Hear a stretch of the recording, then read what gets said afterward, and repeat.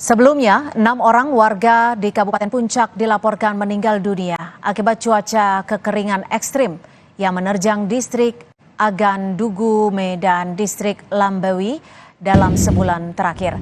Cuaca dingin dan tidak ada hujan menyebabkan seluruh tanaman rusak dan busuk, sehingga masyarakat gagal panen.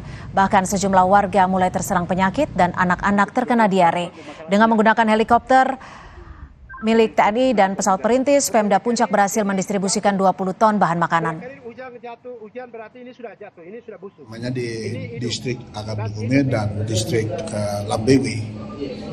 Itu daerah yang dari pemerintah sudah menetapkan sebagai daerah bencana tetap.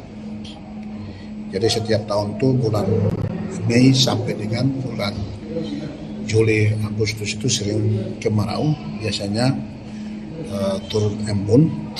Lalu paginya itu cuaca bagus, kena matahari, tanaman yang sudah ditanam itu sering menjadi berminat.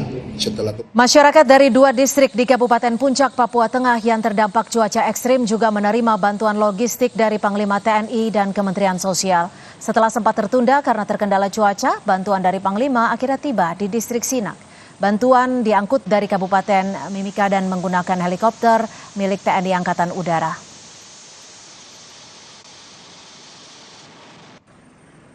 Kondisi terkini kelaparan warga di Papua Tengah kita tanyakan kepada Bupati Kabupaten Puncak Provinsi Papua Tengah sudah ada. Saudara, demikian Kompas petang kali ini. Tetap saksikan perkembangan terkini seputar pemilu 2024 hanya di Kompas TV, independen, terpercaya. Saya Cynthia Rompas. Dan saya Audrey Chandra, berterima kasih. Sampai jumpa lagi.